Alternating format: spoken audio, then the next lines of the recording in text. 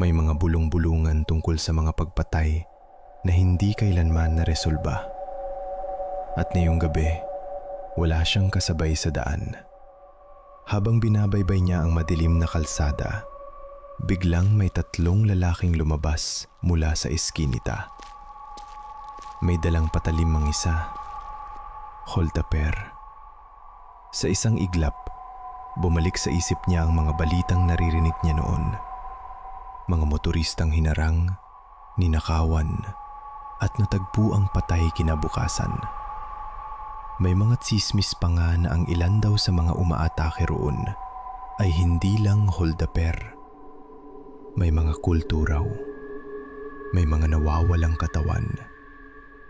May mga kwentong mas mabuting hindi inuungkat.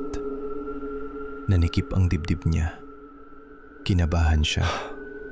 Gusto niya bumarurot, pero nanigas ang mga kamay niya. Hinarangan ng mga lalaki ang mismong daraanan niya.